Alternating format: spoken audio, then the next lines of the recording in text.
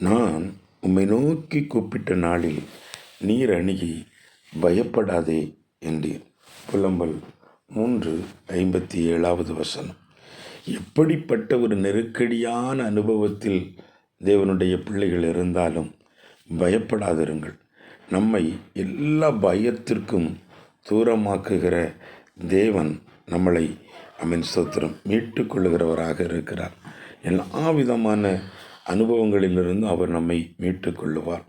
சில வேளைகளில் சில இருள் சூழ்ந்த அனுபவங்களுக்குள் நாம் இருக்கிறதை போன்ற ஒரு சூழ்நிலை இருக்கும்.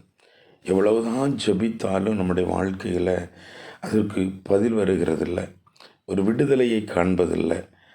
ஸ்தோத்திரம். அநேக நேரங்கள் நம்முடைய ஜெபம் கேட்கப்படாத ஒரு சூழ்நிலையில் நாம் இருந்து கொண்டிருப்போம். புலம்பல் 3வது அதிகாரம் அதனுடைய 43, 44வது வசனங்கள் வாசிக்கிற போது இவ்விதமாய் சொல்லப்பட்டிருக்கிறது. தேவரீர் கோபத்தால் மூடிக்கொண்டு எங்களை தப்பவிடாமல் பின்தொடர்ந்து கொள்கிறீர். ஜபம் உட்பிரவேசிக்க கூடாதபடிக்கு உம்மை மேகத்தால் மூடிக்கொண்டீர்.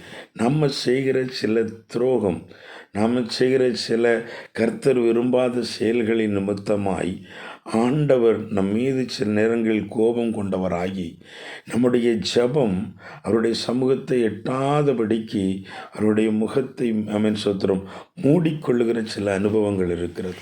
அப்படிப்பட்ட நேரங்களில் நம்ம என்னதான் ஜெபித்தாலும் நம்முடைய ஜெபங்களுக்கு தேவ சமூகத்திலிருந்து பதில் வருகிறதில்ல. அந்த நேரங்களில் எல்லாம் நாம் இருளுக்குள்ளே, ஒரு பயத்துக்குள்ளே, சில நெருக்கடிகளுக்குள்ளே கடந்து போய் விடுவோம். நம்ம ஆண்டவரை நோக்கி கூப்பிட்டால், தெய்வ சமூகத்தை நோக்கி பார்த்தால், நம்முடைய கையின் துரோகத்தை எல்லாம் விட்டுட்டு ஆண்டவரே என்னை மன்னிங்க என்று சொல்லி நாம் நம்மை பரிசுத்தப்படுத்தி கொண்டு தெய்வ சமூகத்தில் திரும்புவோம் என்று சொன்னால் தேவன் நம்முடைய ஜெபத்தை கேட்பார். நாம் நம்முடைய வழிகளை சோதித்து ஆராய்ந்து கர்த்தரிடத்தில் திரும்ப கடவோம்.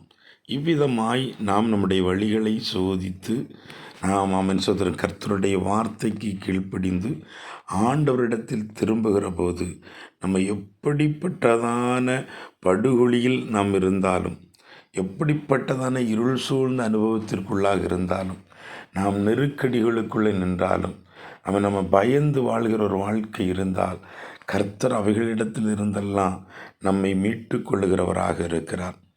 நாம் நம்முடைய கைகளை பரிசுத்தப்படுத்தி, நம்முடைய இருதயத்தை பரிசுத்தப்படுத்தி, தேவ வார்த்தைக்கு கீழ்ப்படிந்து அவரை நோக்கி கூப்பிட்டால் அவர் நம் பட்சமாய் இறங்கி நின்று நம்மளை எல்லா பயத்துக்கும் தூரமாக்கி நம்மை மீட்டு கொள்வார்.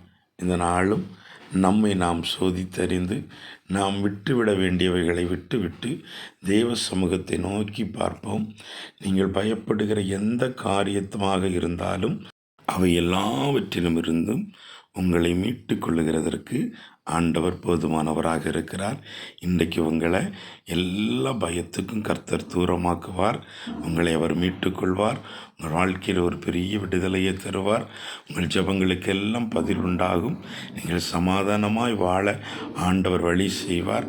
ஆகையால் ஆண்டவரை நோக்கி பாருங்கள், இந்த வார்த்தையில் விசுவாசமாக இருங்க. கர்த்தர் உங்களை ஆசீர்வதிப்பாராக என்று சொல்லி உங்களை ஆண்டவருடைய நல்ல நாமத்தினால் வாழ்த்தி ஆசீர்வதிக்கிறேன். கர்த்தர் உங்களை ஆசீர்வதிப்பாராக. ஆமீன்.